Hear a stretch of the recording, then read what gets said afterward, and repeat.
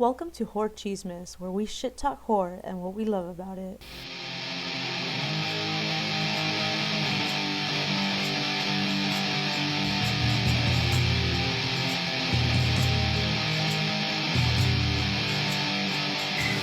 So for this week, we decided to watch The Blair Witch 2016, directed by Adam Wingard and written by Simon Barrett, and I believe also Adam Wingard. And this is a direct sequel to the 1999 film Blair Witch. It's an actual part 2. Yeah. Not like part 2. So Angie, you said, will this be scary now that we get to see the witch? You know, will it lose that element of scare or will it be scarier? What were overall impressions of the movie and what did you think about the witch? It was no witch. It was an alien. It was an alien.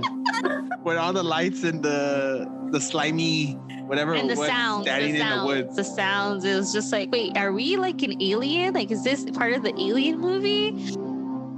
I did not like the sequel. There were some parts that were kind of cool. What made the first part interesting and scary was that you didn't see the witch, right? You didn't see anything. And that's what made it scary. And that's what made it, like, again, fear of the unknown, right? And in this one, when you do get a glimpse of the witch, it's just like, really? Y'all are scared of this? Well, aliens are scary, though. Yes, but I mean, I would have liked to continue not knowing, like, how the witch looked. It was kind of weird. There was like 3 different visuals for me. At one point, I wasn't sure if it was just Heather, like her that we see in the mirror, because you know how she makes appearances. But it also looked like a tree. It looked like a tree running at you in the hall, and it looked like Groot. It's like how the soldiers wear that camo. Yeah, it was like alienish, right, too? Because you see the lights, but then it's like a creature. Now that you think about it, it could have been the Swamp Thing. So it's a mixture of all monsters.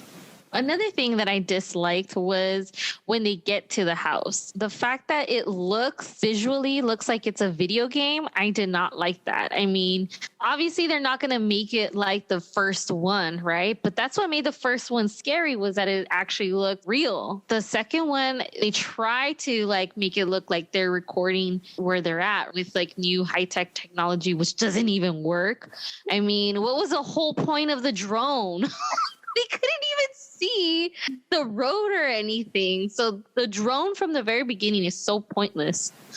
Okay, but when they get to the house, it reminded me of like Resident Evil, like the video game. Like I felt like I was playing a video game. Every time they were like going to open the door, I felt like I was in Resident Evil. And I didn't like that. There is a Blair Witch video game. Does that tell you that it's an alien? I don't know. There's a dog in the game, I guess. Like your character has a dog. Nickopedia. On the chat, Nick wrote, 1999 film is mostly improvised. 2016 is scripted. So that's what made the first one feel like more real versus the 2016.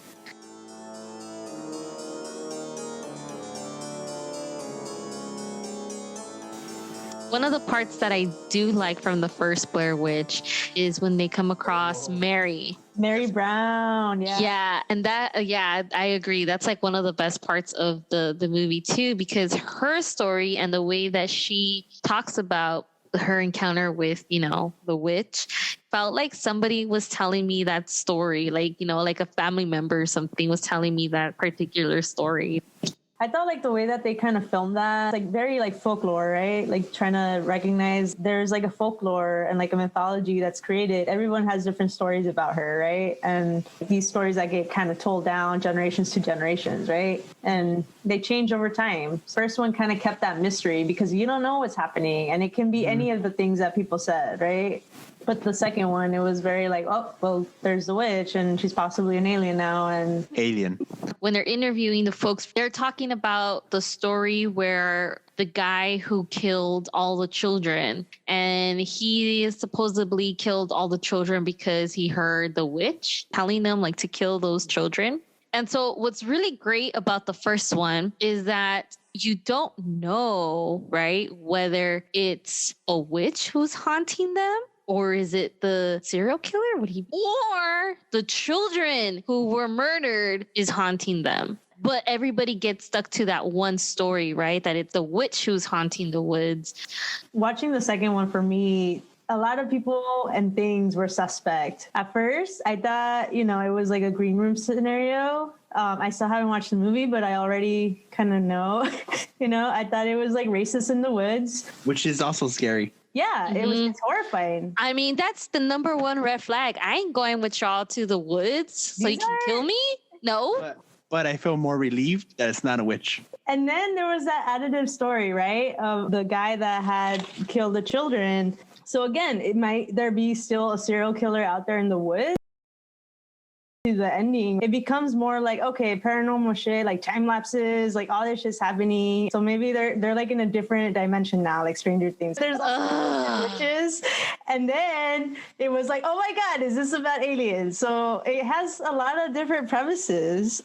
It really does. Like, okay, I kind of like that the woods, right? It never, the sunlight doesn't come up anymore. Like it's done, right? So, I mean, that was kind of cool. But at the same time, I'm like, but that's not scary. That's just Stranger Things. That's just into like another like dimension or some shit like that, And then what was kind of trippy was when they go to the house and there's lightning, but it looks like it's daytime. That part was kind of... How did it start raining all of a sudden? Like, I don't know. It rained in part 1. So it makes sense that they're going to die. It's going to rain again. Yeah, but it was raining throughout. Like that one, it wasn't raining. It just started... Oh, well, I guess it rained in the beginning a little bit. Still, when they enter the house, it was just random rain with lightning. It just means that death is coming. Only thing I didn't like about the new one is that they couldn't help themselves. They had to show what was chasing them. They couldn't help it. If I was a brother and I would have seen that footage, I'll be like, that's not my sister. I don't know who that is, but that's not my sister. I wouldn't even look for her. She's gone. I wrote in my notes, searching for lost sister, the Fox Mulder premise. It's like they had different purposes of why they went out there. Like James, the brother, wanted to find his sister. Lisa was basically taking advantage of him by like trying to create this movie. And she's like, oh, I'll help you find her. Yeah. But I also want to like make it scary. She was more interested in the horse. Yeah, like that part where Peter is telling her like, we're going out here to find his sister. Don't use this footage for your own purposes. And she's like, well, I can't guarantee that. I mean, I think this film should be totally used when we talk about research. Yes, it should be. And accountability. And it's like what not to do, or just, how to be an ethical researcher. If I was a professor and I was teaching a class on that, I would totally use it. Just that one scene, because like he's telling her, like, don't use this, for your own purposes. Like we're going out here with the purpose of finding his sister or like finding what happened to her, not for you to like record this and, put it out there. I gotta say, the part that I did like about the sequel is when stuff's already happening and then they see these little stick signs and Ashley takes the sticks and then like breaks them, and then the other characters just snaps. I thought that part was cool, even though it was like, oof, I love what she tells her, like, of course it's your fucking hair. And then just her expression as she like breaks it. I mean, it was intense. I was surprised by it. It was like the most surprising and like, oh shit to happen. Louie said that the only interesting about the second part were those bees that they filmed. I mean, did you pick that up when you watched the film? Those bees? I did notice the bees. I mean, that was the most interesting part of the sequel was those bees. And if they were bees, those are some huge bees. Nice. Okay, so in the very beginning, when they're like looking at the footage that they found, it's on YouTube. They're playing it on YouTube. And it's the same footage at the very end. Mm-hmm. The time lapse. Is this like the realm or something? The realm. The realm. What's the realm? The alien realm?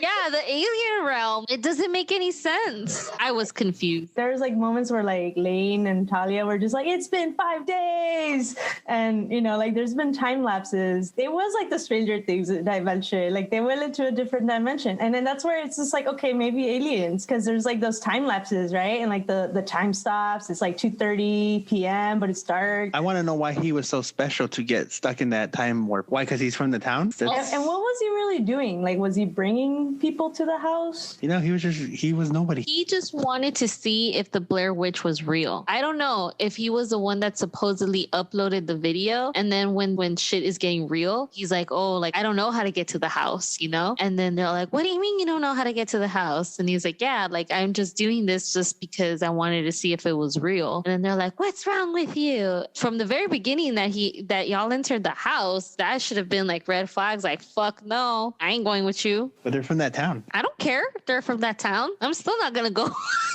with them. They don't even know the map. They didn't even know like where they were going. I don't know why they had their phones GPS and that drone. It didn't even work. Which makes sense why it would be aliens. You know, technology and aliens.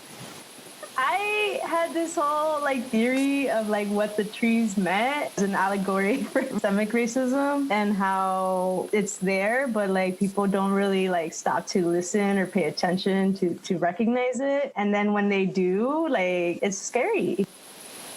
All right, let's talk about the fact that Ashley and all the other characters crossed the river without boots, without wearing shoes. That was so annoying. Like, why would you cross the river without any shoes? Like, duh, something's gonna happen if you do not wear shoes crossing the river with rocks and who knows what else in the river. And the speculations that there might be leeches in the river, or like even worse. Like, why would you take off your shoes? Just find somewhere else to cross. Wasn't there like a bunch of logs in the first one?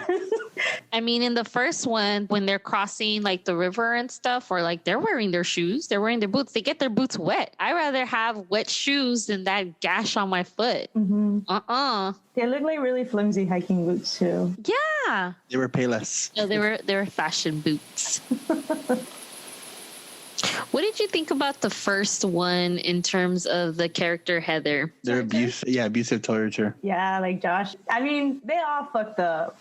And yeah, like Heather, she didn't know where she was going. She didn't own it. They should have just backtracked from the beginning. But that would have been the same if it was like a male director, like or the lead. If the lead was a male, like would have responded the same way how they did to her. And the fact that they like start criticizing her when she starts crying is also problematic. I thought if it was a male director, I don't think that they would have responded the same way. And I don't think that they would have been fearful necessarily to say, actually, I don't know where the fuck I am. But I think part of it was also like the added pressure, gender pressure that Heather might have been experiencing being with two guys alone in the woods. And the one that throws the map away is Mike. Fucking Mike. What the fuck? I would have kicked his ass. I would have socked him in the face. Not that the map would have helped, you know, because they're lost anyways. Yeah, they're lost. They don't know which direction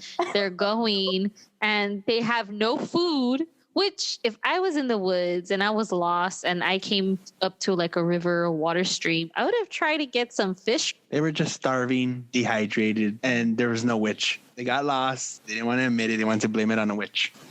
Now, to think of it, though, part 2 is the best. No, not the 2016, not the 90s one, the 2003.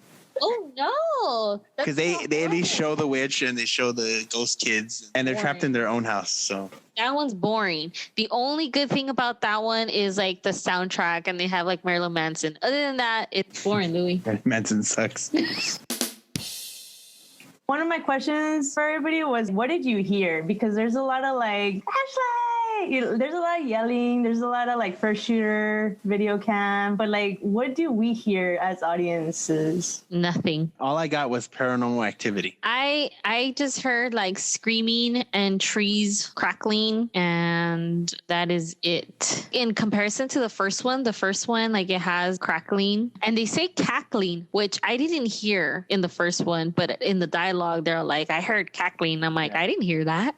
And then I heard kids' voices in the first one, which I didn't hear in the second one. And then in the second one, you hear alien sounds, which made it confusing. What did you hear? I mostly heard trees, the crackling, the snapping, and just trees being trees. That's what you're going to hear when you're out in the woods, trees. It reminded me of that statement, if a tree falls in the woods, will you hear it? Like, does it make a sound, you know? And it's just like, well, yeah, it fucking makes a sound. We're not used to hearing trees being trees. The only difference is that we're going to die now. Yeah. You heard the tree fall.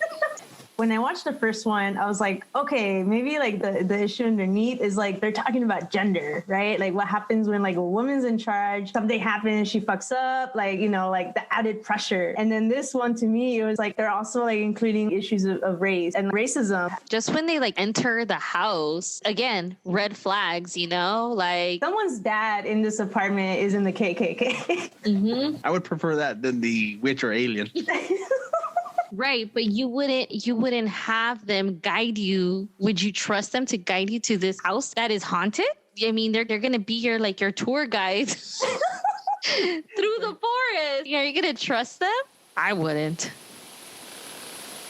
Where were you when this film came out?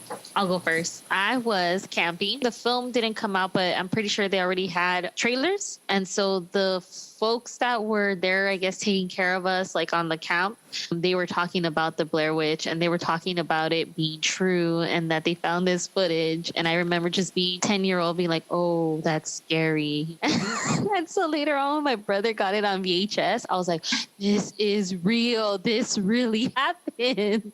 Look at the footage. I was trying to unscramble it on the pay-per-view box, so it looked more scarier because all I heard was the sound, a little bit of feet, and then I'll lose signal. I'll come back. That's what I saw from it. Did you hear any screaming? Yeah, but I had to lower it because my mom was coming. Did you think that it was real when you first heard about it or saw it, or what you were able to see? No, because it's on pay-per-view. How about you, Susie? I mean, I don't remember where I was. I remember, seeing the trailers for it and stuff on TV, but I never really saw it until years later. Nick and Gio, where were you when the Blair Witch came out? All the way from Tahunga, California. SuPe-A-LooP. Well, if we're talking about the original one, I was in high school. And, Yeah. This was before the internet. Sort of when the internet was brand new. And back when the Sci-Fi Channel was a thing, they were like, oh, let's do Sci-Fi Channel mockumentaries. But they didn't tell you it was a mockumentary. They told you it was a documentary, so they made it sound like it was a real thing. So it was like summer, windows were open because we never had AC in this house. And I guess it was mating season for cats. Anyway, I'm going to the fucking movie, and credits roll up, and I hear rustling in the bushes, and on the outside of the window, and I was like, what the hell was that? Then I hear a cat going, meow, when the noises they make when they're mating, and I freaked the fuck out. I was like, holy crap, it's real. And then I went to go see it in the theaters, and I was like, this is stupid. That's where I was at. How about you, Nick? I was 9. I was supposed to see it at a sleepover the summer or the fall after it came out, and it wasn't available to rent, so we rented The Exorcist and The Kid with Bruce Willis. Oh, The Sixth Sense? No, the movie The Kid with Bruce Willis. Which is not a horror movie. But if you watch it after you've seen The Exorcist and you're 9, it's a very terrifying movie.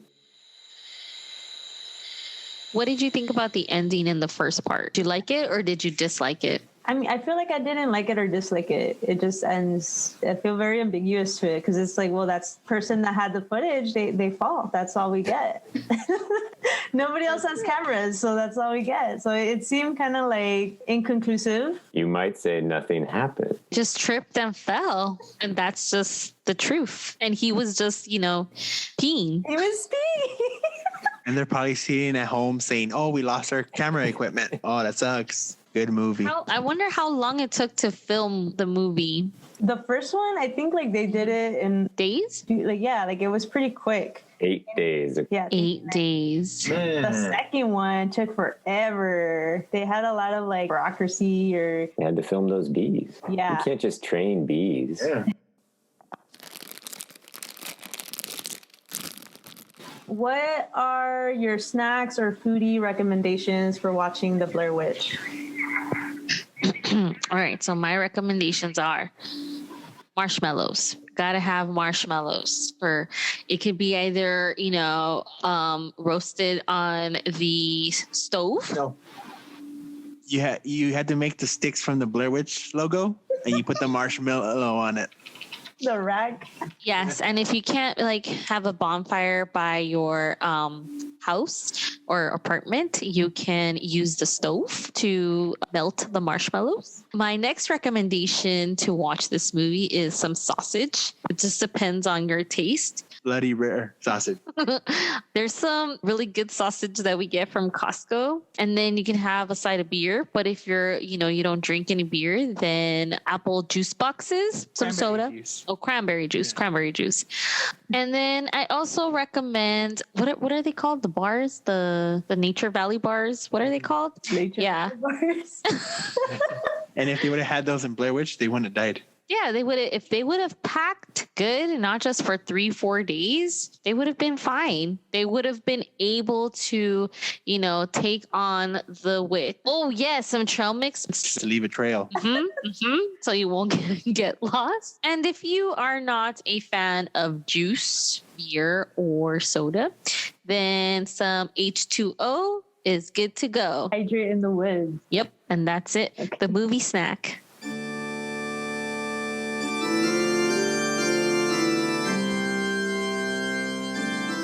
So for next week, we will be watching Children of the Corn, making cross references between the first one and the second one that came out in the 2000s, where Bert, rather than being just a medic, is a Marine that came back from Vietnam. Right? Horror chismes out.